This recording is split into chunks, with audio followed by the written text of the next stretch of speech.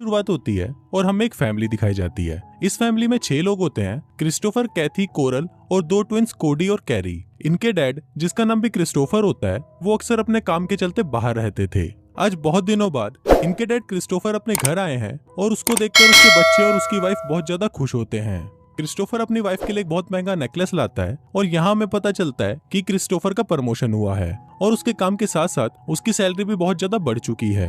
अब इसी खुशी में ये लोग आज रात अपने घर पर एक पार्टी रखते हैं, पर पार्टी में क्रिस्टोफर की जगह एक ऑफिसर आता है और उसकी वाइफ को बताता है कि एक एक्सीडेंट में क्रिस्टोफर की डेथ हो गई है। अब ये सुनते ही कोरल शॉक्ड हो जाती है और इसके बाद से ही वो डिप्रेशन में चली जाती है। फिर एक दिन कैथी कोरल से पूछती है कि आपने आगे क्या सोचा है। तब कोरल उसको बोलती है कि एक ऐसी औरत के लिए नौकरी करना बहुत मुश्किल है जो एक हाउसवाइफ हो और उसके 4 बच्चे हों। अब इसी टेंशन में कोरल एक एड्रेस पर बार बार चिट्ठियां भिजवाती है और उसकी कई कोशिशों के बाद एक दिन कोरल को उसकी चिट्ठी का रिप्लाई आता है, जिसको पढ़कर कोरल बहुत ज्यादा खुश हो जाती है।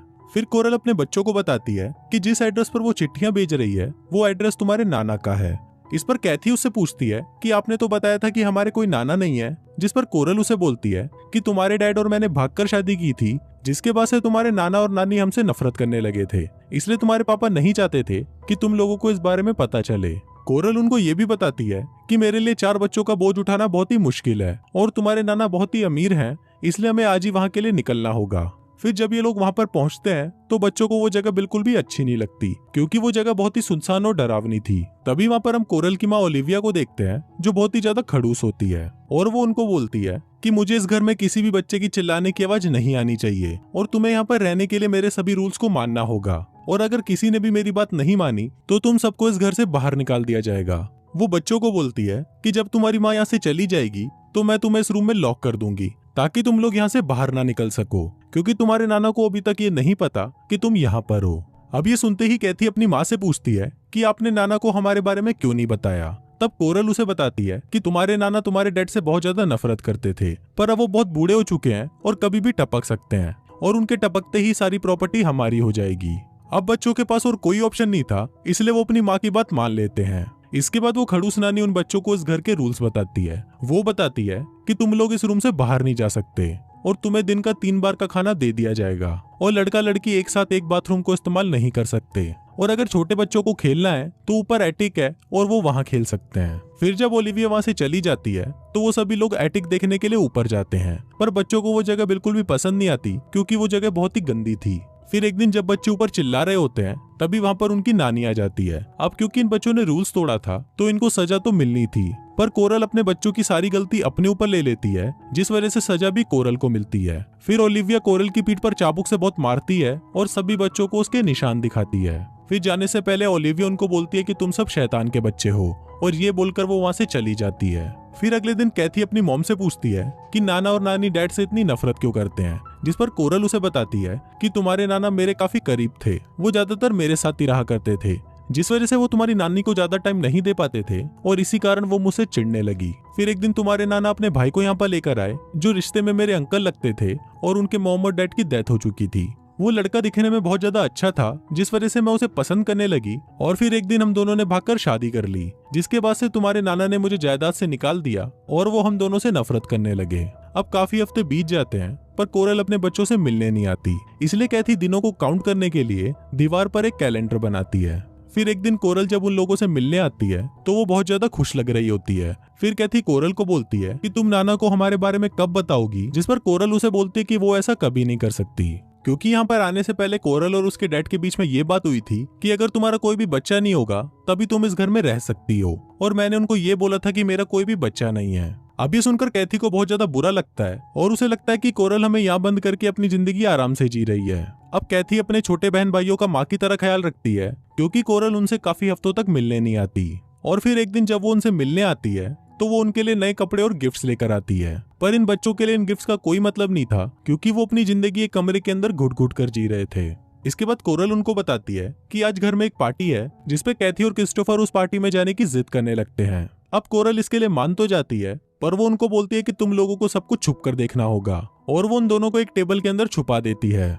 फिर वहाँ कैथी देखती है कि उसकी माँ पार्टी में बहुत ज्यादा खुश लग रही है, और वहीं हमें कोरल के फादर भी दिखाए जाते हैं, जो कि व्हील चेयर पर होते हैं। फिर जब पार्टी खत्म होने वाली होती है तो कैथी और क्रिस्टोफर अपनी माँ को किसी अनजान आदमी को किस करते हुए देखते हैं, ये देखते ही कैथी वहां से चली जाती है, पर क्रिस्टोफर को वो घर देखना था, इसलिए वो पूरा घर देखने के लिए चला जाता है। पर जब ये बात कोरल को पता चलती है तो क्रिस्टोफर की इस गलती पर कोरल उसे मारने लगती है। फिर एक दिन कैथी क्रिस्टोफर को एक गंदी किताब पढ़ते हुए देख लेती है और फिर बाद में वो इस बारे में कोरल को बताती है, जिस पर कोरल उसे बोलती है कि लड़का और लड़की की बॉडी में उम्र के साथ साथ कई तरह के चेंजेस होते हैं, और ये बोलकर वो कैथी को एक ड्रेस पहनने के लिए देती है। फिर जब कैथी उस ड्रेस को ट्राई कर रही होती है तभी वहां पर क्रिस्टोफर आ जाता है और कैथी को इस तरह देखकर उसके मन में फीलिंग्स जागने लगती है। लेकिन तभी वहां पर उनकी नानी आ जाती है और उसको लगता है कि ये भाई बहन तो आपस में ही लगे हुए हैं। फिर ओलिविया कैथी को सजा के तौर पर उसके बाल काटने को बोलती है और अगर उसने ऐसा नहीं किया तो उन्हें एक हफ्ते तक खाने को कुछ नहीं मिलेगा।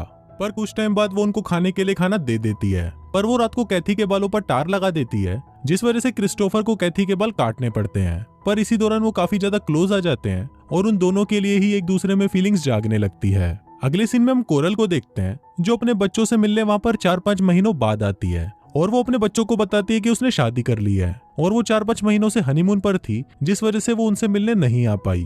अब ये सुनकर क्रिस्टोफर और कैथी को बहुत ज्यादा गुस्सा आता है और वो इस बात के लिए कोरल के ऊपर भड़कने लगते हैं, पर कोरल उनको शांत करने के लिए ओलिविया के हाथों उनके लिए डोनट्स भिजवाती है। फिर अगले सीन में हम क्रिस्टोफर को देखते हैं जो बहुत ही चालाकी से ओलिविया से उस कमरे की चाबी का प्रिंट एक साबुन में ले लेता है और ये लोग यहाँ से बहुत सारा पैसा चुरा कर यहाँ से भागने का प्लान बनाते हैं और इसके लिए ये लोग रोज घर में चोरी करना शुरू कर देते हैं। फिर एक दिन इनको चोरी करते हुए एक किताब मिलती है जिसमें गपागप की सारी पोजीशंस के बारे में लिखा होता है। अब उस किताब को पढ़कर उन दोनों में फीलिंग्स जागने लगती है और वो दोनों वहीं पर ही गपागप करना शुरू कर देते हैं। फिर अगले दिन हम उनके छोटे भाई कैरी को देखते हैं जो बहुत ज्यादा बीमार होता है, जिसके बाद कोरल ना चाहते हुए भी उसको हॉस्पिटल ले जाती है। फिर कुछ दिनों बाद कोरल वहां आकर उनको बताती है कि कैरी को फूड पॉइजनिंग थी, जिस वजह से उसकी डेथ हो गई।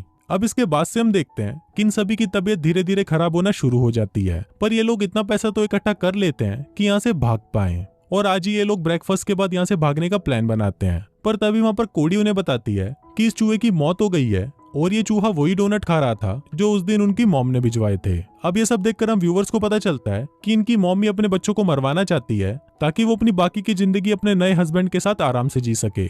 फिर थोड़ी देर बाद वहां पर ओलिविया आ जाती है, जिसको देखकर वो तीनों बच्चे वहां से भागने लगते हैं। ओलिविया लोगों को रोकने की कोशिश करती है, पर ये लोग वहां की लाइट्स बंद कर देते हैं क्योंकि उनको पता था कि ओलिविया को अंधेरे से बहुत डर लगता है।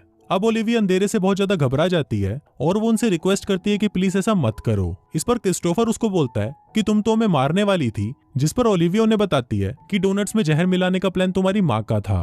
पर यह बात सुनकर उन लोगों को कोई फर्क नहीं पड़ता क्योंकि उनके लिए उनकी माँ पहले से ही मर चुकी थी। फिर वो तीनों ऊपर से एक रस्सी फेंककर नीचे आ जाते हैं और वहां से भागकर एक ट्रेन में चढ़ जाते हैं और इसी के साथ ही ये फिल्म यहीं खत्म हो जाती है।